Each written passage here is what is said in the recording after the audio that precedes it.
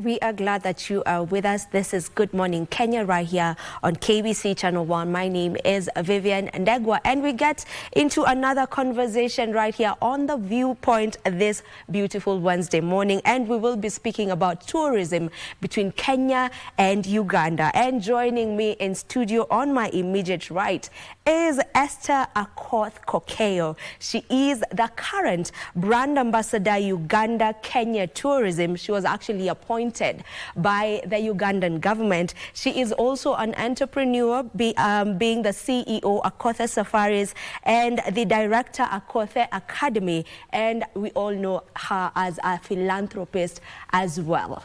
Madam Akothee, welcome to the show. And then we also have Ambassador Paul Mukumbya. Ambassador Paul Mukumbya is Uganda's Consulate General in Mombasa. Welcome to the show, sir. Thank you. We are pleased to have you here today, and we're going to be talking about the tourism between Kenya and Uganda. First of all, Madam Akothee, what does this new role mean to you, as the brand ambassador for Uganda and Kenya tourism?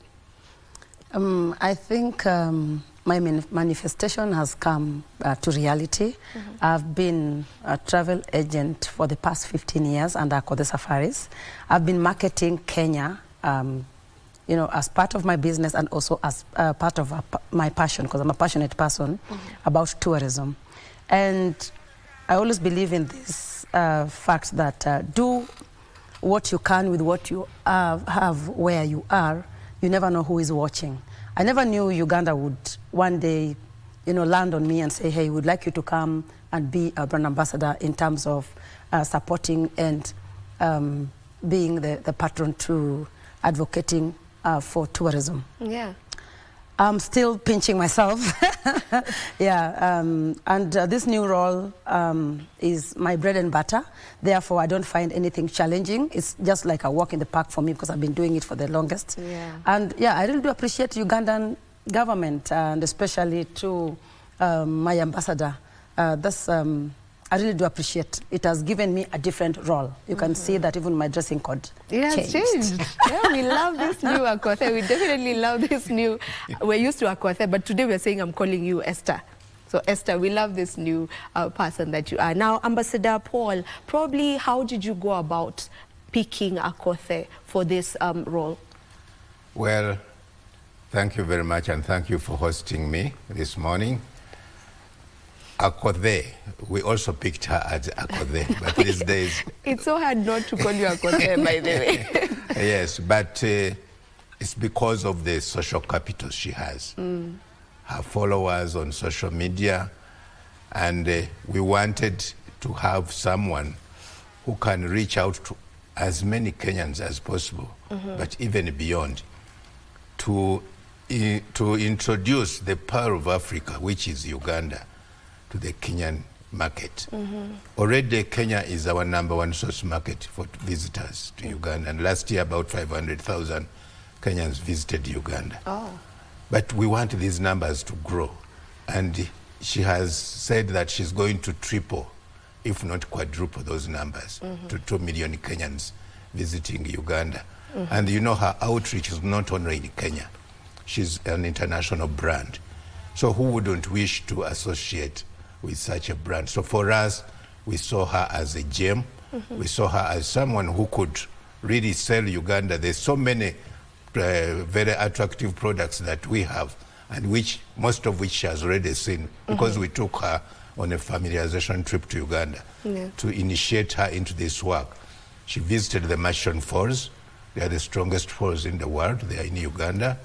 She visited Ingamba Chimpanzee Sanctuary. We have so many chimpanzees in Uganda. She visited the Ndere Center. It's a cultural center in Kampala. So all these are products which we have been promoting, but also in line with our concept. We've been promoting this for the last 3 years, but we have been promoting complementarity between the products in Uganda and those at the Kenya coast. The Kenya coast has the beaches, which we don't have in Uganda. We have the mountain gorillas, the chimpanzees, the Kampala City Tour, the Mashon Falls I've just talked about, which are not in Kenya. Yeah. So we've been promoting complementarity other than competition between the two destinations. And we thought that Esther could play a very big role to create more awareness about these products so that the Kenyans, instead of traveling to Dubai, to wherever, where they have to look for visas, a Kenyan doesn't need a visa to visit Uganda. A Kenyan doesn't need a passport, he only needs a national identity card to visit Uganda. Yeah. A Kenyan doesn't even need to fly to Uganda.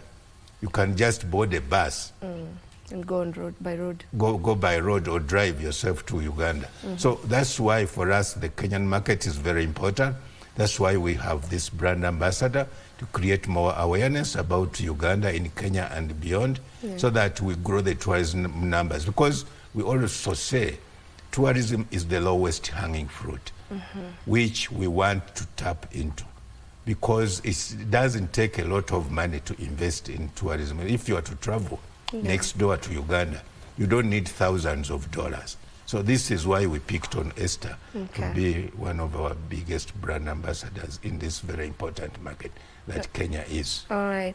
Now to you, Esther, you know, someone may be wondering, how come you've been chosen, you know, to sell Uganda? But it's not a new thing. The other day, a few years ago, we had Naomi Campbell selling Kenya. You know, she was the brand ambassador for tourism, you know, of Kenya. And, you know, we had people talking. So if you can just talk about that, why it's not necessarily important for one to sell their own country. Like you can be an ambassador for a different country as long as you have the reach to reach, you know, enough people for that.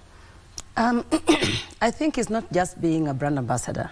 And not everybody have influence. You can have millions of followers, but you have no conversion.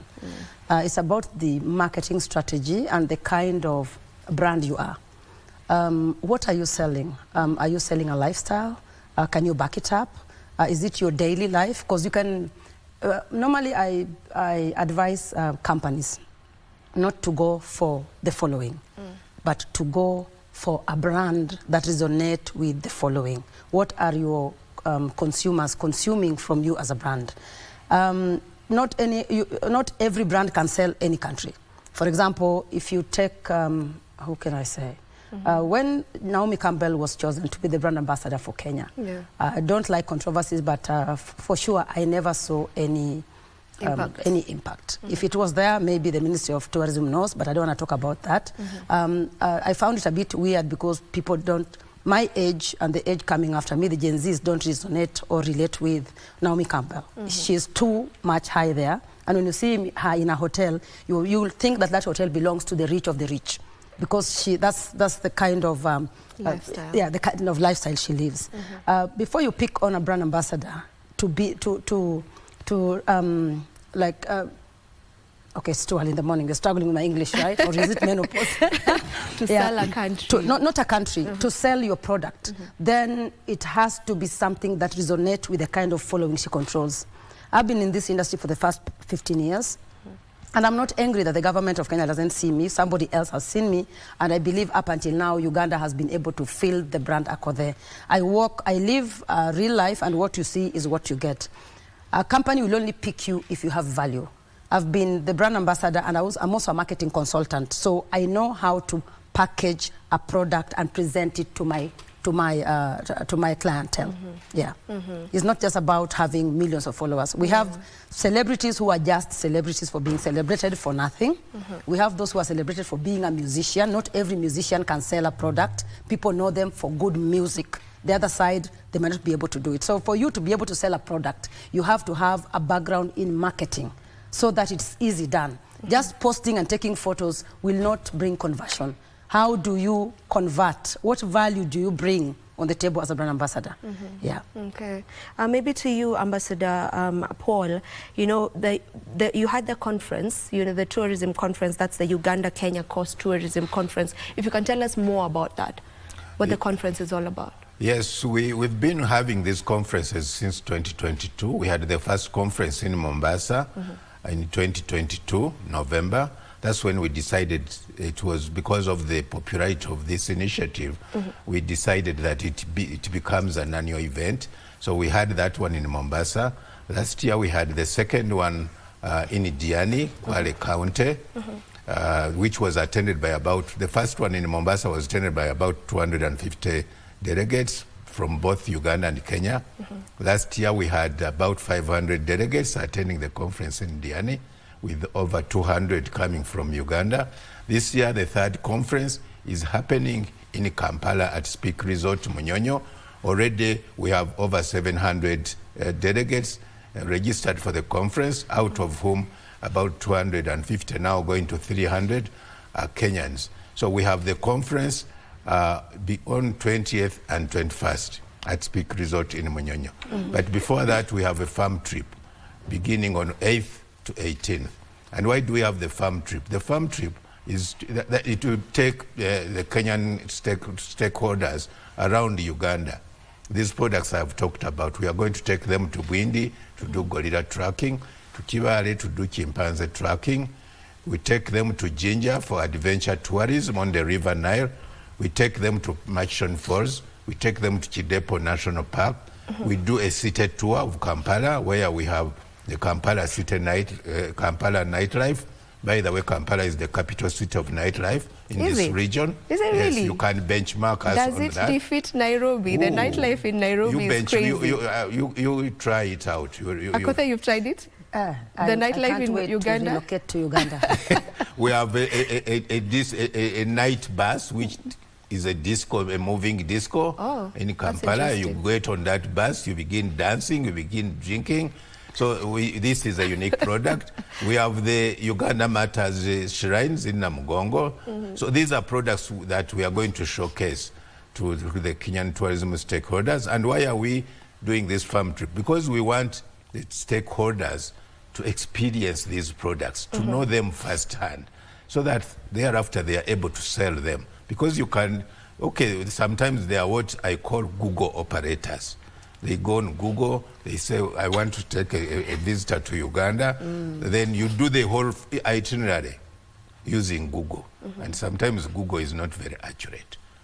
So that's why we are taking these 100 Kenyans to experience Uganda, to see all these products, to see the hotels, to form partnerships and networks, so that thereafter they are able to very ably and confidently sell Uganda from a point of knowledge, from a point of experience. Then on the 9th, we have a golf tournament. We are also promoting golf tourism. You know, golfers are people whom I call people who have reasonable disposable income. Yeah, that's another way to say rich people, like wealthy people. Exactly. And it's for that reason that I'm not a golfer. Because I don't have reasonable disposable income yet. I'm still struggling to raise reasonable but we have a golf tournament on 9th at Uganda Golf Club in Kampala. This is a return tournament. We had the first one at Vipingo Ridge in April this year. So we want to tap into the enormous resources of these golfers. You know, when they travel and to play golf, they don't only play golf. They sleep in our hotels. They also do a bit of tourism. So that's why we also have onboarded golf tourism as part of our activities. And this is also going to be an annual event. Next year in 2025, we are going to be in Kilifi County. They will host the 4th tourism conference. So that's what we are planning. We are also planning to onboard, working with our brand ambassador here. We are onboarding a lot of other sports tourism and all these other activities. At the end of the day, we want to see 2 million Kenyans visiting Uganda annually. Are we also going to be seeing Ugandans coming to Kenya, Akothee, or are we just going to Uganda? No, that's where the jealousy comes from. What is Kenya doing for Ugandans to come to? You see, I'm the brand ambassador for Uganda. It starts with Uganda, to Kenya. So we are doing our part as Ugandans. I'm sorry, I want to make you feel so bad. Because you've been ignoring me for the longest. It's all right. I've done quite a lot of proposals from the county government to the national government on how we are able to collaborate and bring these so-called low-hanging fruits to the high end. And whatever I wasn't able to do to Kenya, I'm going to give Uganda my best. We are not in competition, we are in collaboration. And so if Kenya is seeing what we are doing, they are supposed to reciprocate and do the same. We are in complementarity. There's some products that Kenya has that Uganda don't have, and there's some products that Uganda has, and the ones that Kenya don't have. As I am working together with Gulf Cup Real Estate, and trust you me, their biggest market is Ugandans buying property in Kenya, but nobody's showcasing that. And I'll give big applause to Ambassador. I was asking him yesterday, why tourism? Until he told me that things have changed, whereby they don't involve themselves in politics, but now to provide, you know, an opportunity to market tourism, because it's one of the biggest economy that brings like income. How we want to market this right now is we want something called inclusivity. How are we going to include the youths, the artifacts, the artisans, mothers, women, children, you know? We're coming up with each and every section where we will have sports tourism, which will be hosted by one and only the biggest influence when it comes to sports. We will have entertainment tourism, so that all the artists and celebrities who feel like the only thing they can do is to hold a microphone, whether you're an MC, whether you are a radio presenter, we will be having that. Then we're gonna have Wabebe for the night live, none other than Willis Raburu. You know what he does to the Gen Zs. Then we are going to have investment tourism, where we invite all the real estate agencies to come and, you know, board the boat, because real estate agencies also have a bigger market in the United States, you know, in diaspora.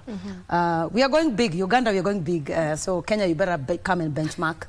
When it comes to culture, I visited Uganda. I said I'm an imbecile, and I'm sorry for selling what I don't know. I only knew Uganda for gorilla. Just the same way Kenya is known only for the beach. And I also used to sell what I don't have. Ambassador, I used to make packages for 10 days, and I think that's selfish. I would tell a client, okay, you come, you rest at the beach, then I take you to Savo East to go and see elephants in the Big Five. Then I take you to Amboseli, you are going to see the Big Five. Then I take you to Masai Mara, you're going to see the Big Five. Excuse me, is that not too boring? Yeah, so now we've changed the game. We are going to do 5 days in Kenya and 5 days in Uganda. You do that because Ugandans don't, the beach Ambassador is selling, please, you're embarrassing me, sir. Stop selling this beach in Uganda because you have none. We said we are in complementarity and not competition. Don't compete with the ocean. Let's allow us sell our beaches shrimps here in Kenya. You have shrimps? There's No. shrimps, yeah. So you sell the Nile, because the fish here in Kenya is also but a joke. Come to Uganda and be served fish. Oh wow, Akothee, you're really the champion of Uganda here today. I just went there one day. I went to the Murchison Falls, where I saw such a huge fall in my life, and I think it took away all my depression. You see how relaxed I am? And it's the land of romance. I came back so much in love, and I think everybody should come to Uganda and have a look at it. Okay. I ignored Uganda, not knowing Uganda is only 45 minutes away. So to all my Nairobi people watching me, we have Ugandan airline flying every day twice. We know we like to party. Let's take the flight in the morning and go there and come back Sunday evening, afternoon. And on Monday you are at work. Yeah. All right. So, Ambassador, we are really championing collaborations and not competition, right? Sure, You know, sure. so it's a collaboration between the two countries, Kenya and Uganda. Maybe what's the importance of such? You know, if us as Africans can come together and just promote each other, what's the importance of, or what can that do for us? You know, COVID taught us one thing, not to rely so much on international tourism. So what this collaboration is doing is building regional tourism. And you know, as I said earlier, it is much cheaper for us to travel within the region. It also helps us to do away with the seasonality, because those international tourists are seasonal. They come during summer, and maybe some during when they are running away from winter. But for us in the region, we don't need to plan our travel a year ahead. I may now decide that over the weekend, the Nairobian may decide that over the weekend I'm going to Kampala. They don't need to have planned that for a year. So we want to grow this regional tourism because it is a low-hanging fruit. That's what this collaboration helps us about. But also, another thing about regional tourism, you know, these international tourists respond to advisories. There is a threat in Kenya, in Kampala. They say, please don't travel to this region. There is Ebola, there is Maandamano. please don't travel to Kenya, don't travel to Uganda, don't travel because there is mpox. But you can't stop a Kenyan from traveling to Uganda just because there is mpox. So really, these are the two key issues: doing away with the seasonality and dealing with the challenges of these advisories that stop the international tours. Once we grow this regional tourism, it will be able to grow the numbers that all our destinations are looking for, growing them by millions and whatever. This is the way to go.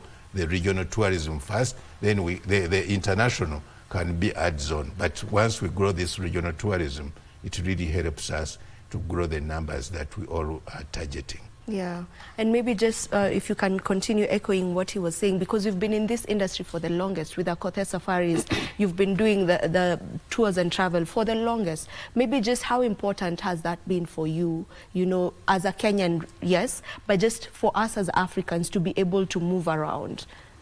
I've always wanted to sell my culture. And back to Akothee safaris, I've visited all the Masai Mara, the Masai culture. That is our, you know, our selling point. Kenya has 47 counties with different culture, which has not been, you know, tapped into and have not been packaged to be sold. Kenya has no culture to be sold to any tourist. Visit Uganda. I was ashamed, and I think we all need to come to Uganda and do a benchmark of what culture looks like. Until I walk into the Ndere Cultural Center and I saw culture that is packaged. I sat for 4 hours watching, listening, absorbing, and I'm like, I'm going back to my country and I'll do this to my country one day. It is high time we learn from our neighboring country and understand why our tourists are living for the neighboring country, because we've been selling, we became so comfortable as Kenyan tourism, and we just know that Kenya is the #1. Now we are almost #9, and I don't know why. There's nowhere you can compare that. And until I visited Uganda, I realized that if we are not careful, we are going to lose all the tourists as well, because Uganda is coming up now. They have everything we might not have, and that's why we are bringing on the cross-border tourism. That what we are neighboring a country, but we do not know our neighbors. We just know the name Uganda. When I looked at how they've incorporated their parliament, I don't know if you can visit our parliament. We have they've created jobs for the call them what guides. The guides. There's a guide who just, you know, took me aback. Like, he was like, okay, let me walk you through this. We are the Buganda Kingdom. We are in Buganda Kingdom. We are the Bagandas. We speak Luganda. Our country is Uganda.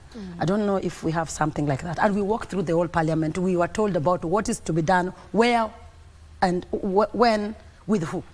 When I landed in Entebbe, I was expecting the worst, because I've been in Nigeria. I've traveled a lot, and I know what happens in these airports. There was a section for tourists to sit and wait for their luggage. The luggage was late, but I didn't realize, because there was a space for me, a VIP lounge that I sat, not because I'm a VIP, but it's for the tourist, because I'm a tourist as much as I'm black. You know, in Kenya, tourists, they only believe is those white people, until COVID came, that now we have domestic tourists. So I don't call Uganda international tourism. I call it, it's a cross-border, because you can go without a passport. And I ask all Kenyans to come to Uganda so that we learn. And Kenyans also will come to, Ugandans will come to Kenya so that they learn. And that's why we call it complementarity and collaboration and not competition. Yeah. All right. She's talked about culture and the different cultures between the two countries. Maybe how does tourism foster that cultural exchange? It's tourism, culture plays a very big role in tourism promotion. For us at the Kenya coast, earlier this year in April, we did what we called the Uganda Festival at the Kenya coast. And that's when we first brought in the Ndere cultural group to the coast.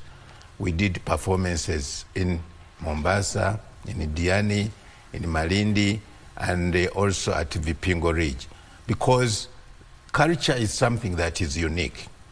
There is no culture that resembles the other largely. The Baganda culture in Uganda is very different, for example, from the Luo culture in Nyanza. And the first selling point for any destination should be its culture, because that's something that you cannot find elsewhere. So that's why we have taken cultural tourism as playing a key role. The Buganda Kingdom that she's talking about, and which for many years was part of the history that is studied even in Kenya. Every Kenyan that we take to Bulange, the seat of the Buganda Kingdom, and the Kasubi tombs, where some of the Buganda kings are buried, and the Uganda Martyrs Shrine, the martyrs were killed by one of the Buganda kings. This is really part of our culture, and it is unique, and it is very attractive to many people who listen to the story of the Buganda Kingdom, the Buganda kings, the Buganda language, the food. We have something called Luwombo.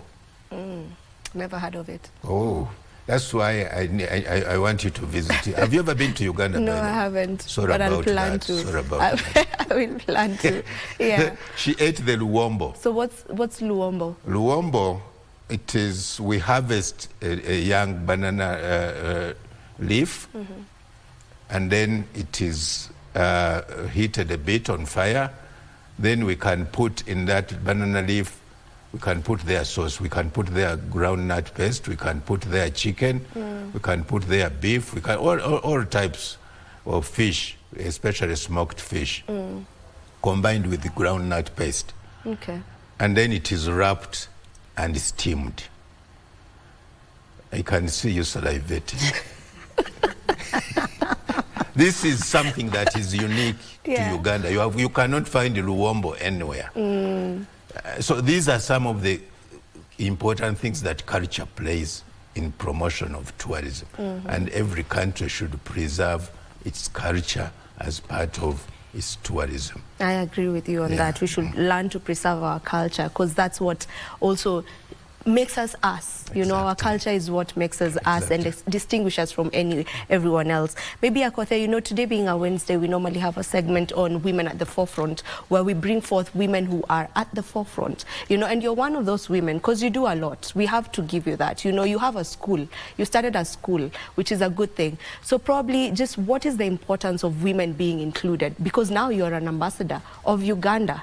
You know, as a woman, just how important is that inclusion? Because women, as women, we've come from really far. We've come from a time where women could not even drive, could not own property and land and whatnot. So what's the importance of that and that inclusion for women? What does that mean?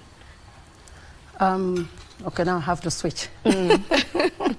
Yeah, I would say that gone are days when a woman's place belonged to the kitchen, because you can see that the cost of living is quite high, and we cannot depend on our husbands anymore to bring food back at home.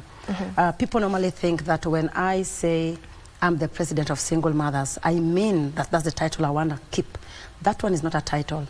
That one is a typical journey of a single parent, be it a man or a woman, raising children in the absence or the privilege of the other partner. You see, you have to be responsible in your own accord. You have to be happy in your own sense. You have to fix yourself before you fix any other person. So that when someone comes into your life now, they just come to complement and not dependence. Reasons as to why women have to be included and given opportunities is for us to be independent, to be an independent thinker. That if we were living in Nairobi together with my husband and he passes on, not that I'm now being carried back to the village and now start a new life in the village because our breadwinner is gone. You are not marrying a bank. Sorry, you're not being adopted. You are getting into a partnership.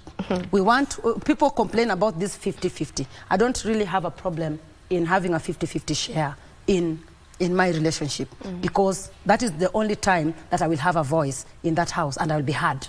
But if I call myself a woman, it's just a woo because we have a womb, but we are men. So we can equally do things that men do apart from the other ones that we can't. I'm talking about work. I am in real estate, and most of the time I'm building, I'm having any construction going on.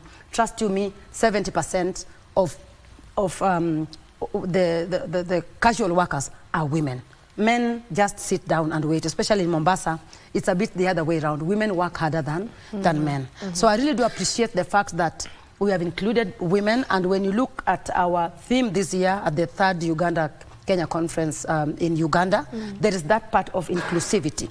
And how are women included in this? The moment we boost tourism, and there's a lot of money circulation, there will be a lot of stalls, right? There will be a lot of artifacts, and we'll have a lot of artisans. When you look at the Ndere Cultural Center, the women who received me at the airport, my God, I think this fort is not doing me justice. They were shaking there, you know. So that's also part of inclusivity. So we should motivate women. And again, what I don't really like about our men of these days, I am an advocate of marriage. I believe in marriage, and I will still get married until the day I'll die. Because I am going into a relationship with somebody I don't know. And I do not know their expectations until they tell me. So it's just a trial and error. And I would like to ask each and every young girl watching me right now, take your time. And I'm telling you from an experience. I rejected education when I was the age of 13. I was only supposed to be a child, a student, and a daughter to my parents. I decided to become a wife and a mother at the age of 13. So I started my life upside down. That's why normally I say I'm not a role model, not even to myself, because it took blood and flesh to build the lady you are seeing here. Otherwise, off cameras, I belong to the dead. So if I was disciplined enough, I would have achieved the things I have achieved now at an early stage, and I would have started dating right now. But because of indiscipline, I decided to start my life upside down. And that's why I spent 14 years in school to acquire a degree that I would have done 4 years ago. Now I'm in school as someone's wife, divorced, all those things, which comes at a cost. So I urge all women, if you ever dropped out of school, please come back. Don't sit down and start envying me and start asking, why is Akothee the brand ambassador for? What do you have? Do you have value? When you see somebody appointed, you start hating. Why did they appoint so-and-so? But do you have papers? Do you have documents? As at now, I'm a HRP, Human Resource Practitioner. And I'm doing my master's currently at Mount Kenya University. I'm pursuing my CHRP. So next year, when I come back on this bench, you'll be introducing me as CHRP, Esther Akothee. All right. And we love that for you. We really love that for you. Now, Ambassador Paul, maybe if you can talk about the theme for this year's conference as we almost come to a close. The theme for this year's conference is the Uganda-Kenya Coast Partnership, promoting job creation, inclusivity, and sustainability. You know, these days, it is very important to do sustainable tourism. Otherwise, if we don't do sustainable tourism in the next 20, 30 years, we shall not have habitats for the mountain gorillas, for the chimpanzees, and all these other things. So climate change is affecting the tourism, or will affect if we don't practice sustainable tourism. Inclusivity, which Esther has been talking about, and job creation. And you know, tourism cuts across all sectors of the economy. So once you promote tourism, you are promoting economic growth. It supports agriculture, it supports manufacturing, it supports all the other service industry. So that is our theme for this year. We are still open for registration at the tourismconference.org, but very soon we shall be closing registration, because our target initially when we started was 500 delegates. Already we are approaching 800, so very soon we shall be closing tourism. I encourage all tourism stakeholders from Kenya that have not yet registered, the tour operators, the travel agents, the hoteliers, please go and register at the tourismconference.org before we close out. Thank you. All right. And tourism also influences diplomatic relations, right? It also does that for countries. So indeed, as Esther hinted on it, these days we do what we call economic and commercial diplomacy. We no longer do a lot of what we in the past we used to call political diplomacy, where I would be sending political reports to the capitals. These days I don't need to send a political report to Kampala. It's all on the internet. I don't need to write about Mandamano in Nairobi. It's already, everybody knows about that. Yeah. So our key role these days as diplomatic missions is to promote tourism, trade and investment. That's what we call economic and commercial diplomacy. We want more Kenyans to visit Uganda. That is tourism promotion. We want Kenya to buy more Ugandan products. That is trade. We want more Kenyans to go and invest in Uganda. That's investment promotion. That's our key role these days as diplomatic missions. All right, and vice versa. And vice versa. I mean, you guys are just telling us to go. You're not telling them to come. And vice versa. I'm a consul general of Uganda in Kenya. Yeah. But we have created very strong partnerships with the tourism stakeholders in Kenya. The Kenya Association of Tour Operators, the Kenya Association of Travel Agents, the Kenya Association of Hotel Keepers and Caterers. Yeah. All these members of the private sector, the county governments at the Kenya coast. There is no county government I have not been to. There is no governor I have not met. There's no country executive committee member responsible for tourism and trade that I have not met. Because we work together. They are supposed to promote Kenya as I promote Uganda. All right. I will allow you to give us your parting shots, just your final remarks as we finish, in the fewest of words. Okay, we welcome all of you to go and register at www.thetourismconference.com. We'll be having the golf tournament on the 9th. Last time, Uganda beat Kenya, so Kenya, all the golfers come on board. Right. And welcome to the 20th and 21st of the conference in Uganda. We love you. Okay. Final remarks, sir? Really thank you for hosting us this morning to talk about tourism, and also to join Esther in encouraging as many tourism stakeholders, as many golfers. We have an exhibition. If you want to exhibit in Munyonyo, approach us. We have a very limited number of booths for exhibition.